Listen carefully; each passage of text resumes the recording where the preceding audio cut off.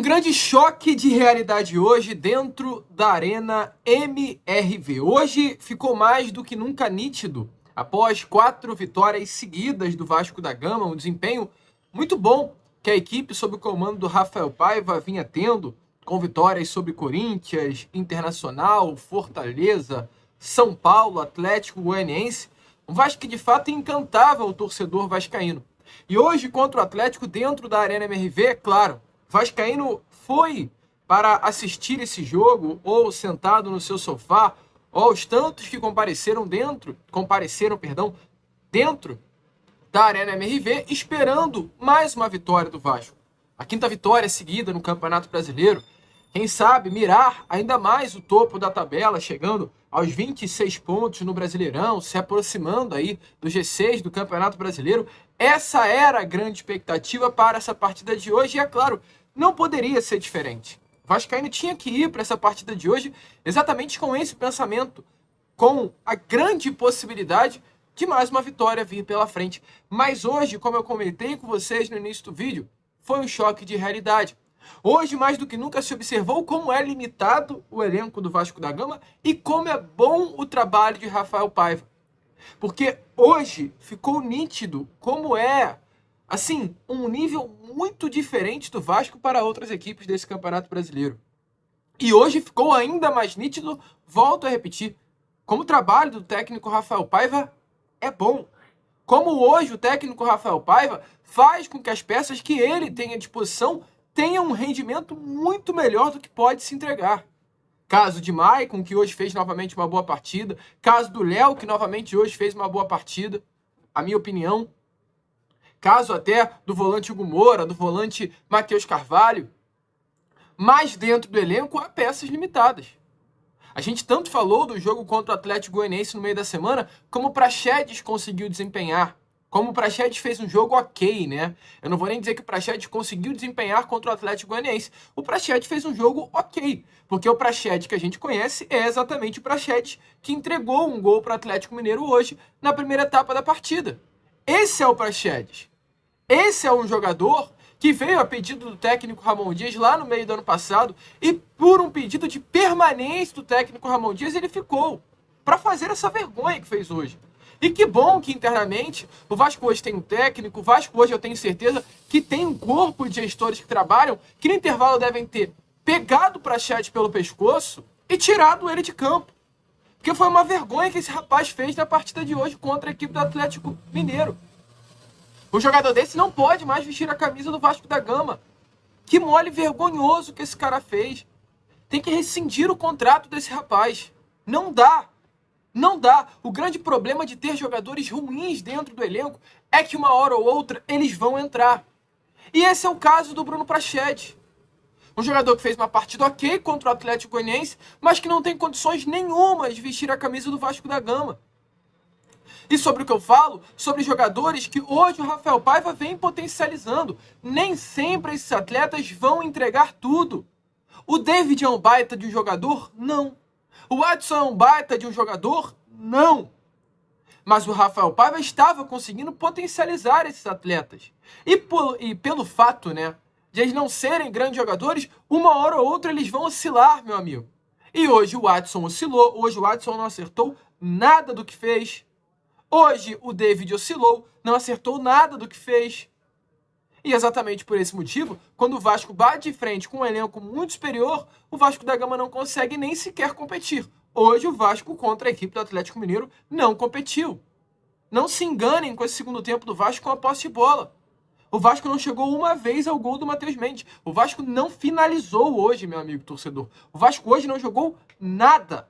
O segundo tempo do Vasco foi com a posse, porque o Atlético Mineiro simplesmente entregou a posse para o Vasco. Não tinha necessidade, não tinha o porquê do Atlético Mineiro ficar com a posse em mãos. Entrega a posse para o Vasco, deixa o Vasco jogar e sai no contra-ataque para tentar buscar o terceiro gol. Essa foi a estratégia do Atlético Mineiro. Então o Vasco não melhorou no segundo tempo. O Vasco não jogou bola no segundo tempo. O Vasco só foi mais ativo, porque o Atlético Mineiro optou por ser uma equipe reativa. E mesmo com a bola, o Vasco não conseguiu criar absolutamente nada. Por quê? Porque o elenco do Vasco da Gama é um elenco limitado. Quando se dá a mesma situação que a gente tanto viu no início do ano, acontece exatamente o que aconteceu hoje contra o Atlético Mineiro. Quando se dá posse para o Vasco criar, o Vasco é uma equipe que não consegue criar. Não consegue criar. O Vasco cai no mesmo problema contra a Água Santa, contra Nova Iguaçu, contra Marcílio Dias. Uma equipe que tem jogadores dentro do grupo que não tem essa capacidade criativa, que não são jogadores bons tecnicamente. Estou falando que o elenco do Vasco é horrível, que essas 4 vitórias foram uma loucura? Não, meu amigo torcedor. Eu estou falando sobre a realidade. Quando o Vasco bater de frente contra equipes do porte do Atlético Mineiro, com o elenco do Atlético Mineiro, contra Palmeiras, contra Botafogo, contra Flamengo, o jogo vai ser dessa maneira. O jogo vai ser dessa maneira. O torcedor vascaíno vai cair numa real da disparidade técnica que há entre os clubes. E volto a repetir, mais do que nunca esse jogo de hoje, para mim, esse jogo de hoje no dia 21 de julho, contra o Atlético Mineiro, dentro da Arena MRV no domingo, é uma partida que a gente tem que sair desse jogo, após o término, com o entendimento que o trabalho do Rafael Paiva é um trabalho impressionante. Rafael Paiva vem tirando realmente água de pedra com esse elenco do Vasco da Gama. 4 vitórias seguidas com uma equipe que tem Praxedes como meio campo, como cérebro do time. Para uma equipe que tem David e Adson como os pontas da equipe. Então, assim, é um bom trabalho do Rafael Paiva, mas para mim hoje fica nítido como o Vasco da Gama precisa reforçar o seu elenco e tem que se tocar nesse assunto. Tem que se tocar nesse assunto. O Vasco precisa trazer jogadores para grupo, mesmo que não sejam para ser titulares, mas que sejam para aumentar a competitividade desse grupo. O Emerson Rodrigues hoje entrou e, sinceramente, deixa primeiras impressões muito ruins. O Emerson Rodrigues jogou muito mal na sua estreia com a camisa do Vasco da Gama. E internamente ficou nítido que parte do elenco já não estava aguentando mais ter o Emerson Rodrigues na equipe. Errava tudo que tentava, não estava conseguindo acertar absolutamente nada. O Vasco foi uma equipe, quando não tomou gol, muito bem também, mas há um grande problema nesse sistema defensivo do Vasco, que hoje o futebol pede jogadores dessa primeira linha de zaga, no caso os 2 zagueiros, que saibam sair jogando. O Léo pelo menos tem essa valência, mas o Maicon não tem em nada essa valência. O zagueiro hoje, ele precisa, nesse primeiro toque, arrastar para frente. Precisa sair jogando. Precisa ganhar campo com a bola. A gente não vê o Maicon fazer isso. Isso é uma coisa que me dá uma agonia gigantesca. É o Maicon pega a bola e ele não arrasta, cara. Se a bola for dada para ele na frente da pequena área, ele vai ficar com a bola ali parada, com um espaço de campo gigante, tentando procurar a opção de passe. Ele não vai arrastar, ele não vai ganhar campo. E isso hoje no futebol já muda. Que a gente vê um sistema defensivo do Atlético que faz exatamente isso. A gente vê um Júnior Alonso que pega a bola e ele vai arrastando. Se o Vasco der campo, ele vai arrastar. E o Atlético já vai ganhar campo ali naquela jogada. E o Maicon não tem esse perfil. O Maicon, me desculpe, gosto muito do jogador, mas é um monstro na jogada aérea. Para o jogo que se formou no primeiro tempo, ali com o Atlético massacrando, cruzando bolas, o Maicon é um monstro. O Maicon é um baita zagueiro, por isso que ele se destacou no ano passado. Porque o Vasco era uma equipe reativa, o Vasco era uma equipe que tinha que aprender a sofrer, e o Maicon iria, claro, por ser um jogador alto, com vigor físico, com uma jogada aérea muito boa, ele iria se destacar. Mas com o Vasco ativo, com o Vasco que tenha como principal pretensão nos durante 90 minutos do jogo sair jogando, o Maicon não serve. O Maicon não serve. E hoje ficou nítido mais uma vez isso. Maicon é um bom jogador, mas o Vasco precisa, o quanto antes, ou com o retorno de João Vitor, ou caso tenha que trazer um zagueiro do mercado, desse zagueiro mais moderno. Se o Vasco quer buscar coisas maiores no Campeonato Brasileiro. Se o Vasco quer buscar coisas maiores na Copa do Brasil. O Vasco precisa trazer volantes. Assim, a gente não sabe como o Souza vai voltar. Mas o Hugo Moura é um bom volante, o Matheus Carvalho é um bom volante, mas quando os dois cansam, e hoje o Vasco da Gama nitidamente perdeu muito no meio campo na segunda etapa, porque os 2 atletas cansaram, não há peça de reposição. O Zé Gabriel novamente entra muito mal no jogo. O Esforça entra muito mal no jogo. Então assim, fica nítido que o Vasco precisa mexer com esse grupo, precisa contratar, precisa movimentar aí esse time que está à disposição do técnico Rafael Paiva. Sobre as estreias, é muito difícil também falar. Sobre o Alex Teixeira e o Coutinho, a gente tem que ser muito sincero, não entraram bem. Nem o Coutinho e muito menos o Alex Teixeira conseguiu entrar bem nesse jogo de hoje, mas a gente também não vai estar aqui para criticá-los. é a primeira partida, depois do Alex Teixeira, que está há 6 meses sem vestir a camisa de um clube profissionalmente, e de um Felipe Coutinho, que está há 2 meses sem também vestir a camisa de um clube profissionalmente. A última partida do Coutinho foi em meados de maio no futebol do Catar, que tem um nível técnico, físico, tático muito inferior ao do futebol brasileiro. Então, Coutinho hoje, nitidamente, acho que estava claro, ele entrou numa rotação muito abaixo, entrou desligado, entrou realmente muito mal o Felipe Coutinho, e isso é ruim, porque a mídia, ela já, eu falei até com vocês, salvo engano, ontem ou anteontem, eu não queria ver hoje o Felipe Coutinho nem o Payet dentro de campo. Eu quero que o Vasco coloque esses jogadores quando eles estiverem 100%. 100%. Por quê? Porque vai ser assunto quando esses caras entrarem mal, a imprensa caindo em cima. Amanhã vai ser enquete. Num programa esportivo qualquer falando, tá vendo o Felipe Coutinho? Entrou em campo e não fez nada. Esse é o jogador que a torcida do Vasco espera. Então queria e peço que quando o Vasco da Gama colocar esses atletas, os coloque com capacidade física para entregar. Que hoje ficou nítido que o Coutinho não tinha essa capacidade física, talvez, para entrar em campo num jogo talvez tão grande como contra o Atlético Mineiro dentro da Arena MRV. E a gente não pode deixar esse pós-jogo sem falar do senhor Rafael Claus. Porque, cara, hoje, mais uma vez, o Vasco, na minha opinião, ele é prejudicado pela arbitragem. E a gente tem que tocar nesse ponto. Porque eu volto a repetir, eu não quero que a arbitragem sempre caia para o lado do Vasco da Gama. Eu não quero isso. Mas eu quero que, pelo menos, haja um critério. Haja um critério. E, nitidamente, não há um critério dentro do Vasco da Gama. O Vasco da Gama, a arbitragem para com o Vasco, não se utiliza de um critério. Houve um lance na primeira etapa de jogo completamente igual a um lance que aconteceu na primeira rodada do Campeonato Brasileiro. Primeira rodada do Campeonato Brasileiro, ocorreu um lance na partida entre Flamengo e Atlético Goianiense, onde um jogador do Atlético Goianiense, ele sobe, ele chega na bola, uma jogada aérea, e ele encosta, e vai aparecer na imagem a vocês, ele encosta o cotovelo, né, no rosto do Bruno Henrique. Ali, o VAR chama e é marcado pênalti. Lucas, você acha que isso é pênalti? Eu vou ser sincero com vocês, eu não acho que isso é pênalti.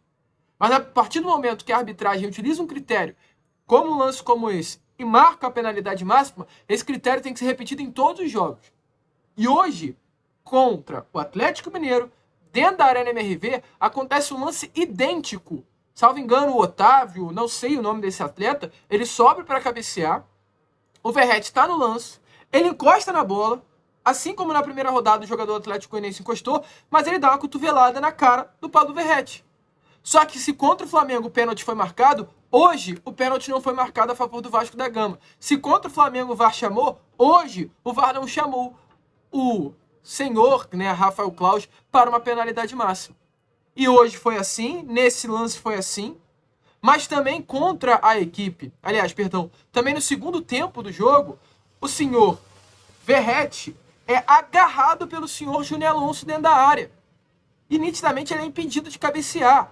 Ele é agarrado pelo Júnior Alonso dentro da área com os dois braços. O Júnior Alonso, ele esquece a bola e foca apenas no Pablo Verratti. E aí eu gostaria de entender qual é o critério.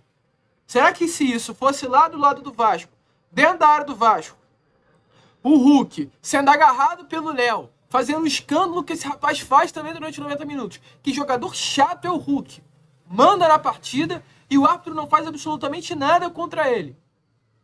Queria saber se fosse lá na área do Vasco, o Léo ou o Maicon fazendo exatamente isso que o Júnior Alonso fez, eu queria saber qual seria a postura do VAR. E qual seria a postura do Rafael Claus. Porque isso pra mim não é pouco pênalti, não. Isso é muito pênalti. É muito pênalti. O Júnior Alonso agarrou o Hulk dentro da área. Aliás, agarrou o Verratti dentro da área. E nada é marcado. Segue o jogo. O VAR não chama.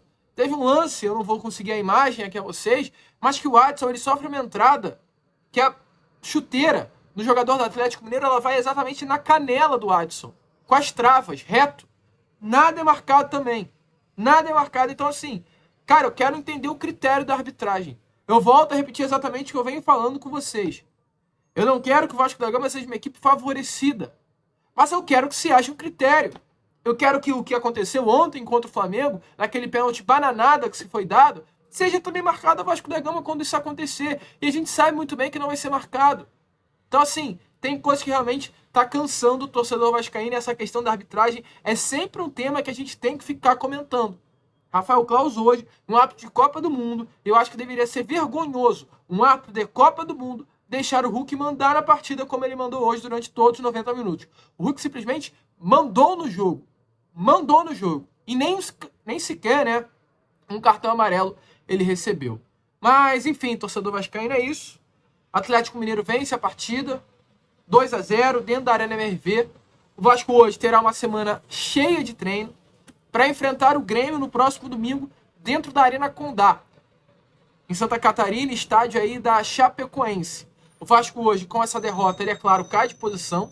O Atlético iniciou a rodada com 22 pontos, vai a 25. O Vasco iniciou a rodada com 23, então o Vasco, de fato, cai. O Vasco hoje é o 10º colocado no Campeonato Brasileiro, como está aparecendo aí na imagem a vocês, com os mesmos 23 pontos.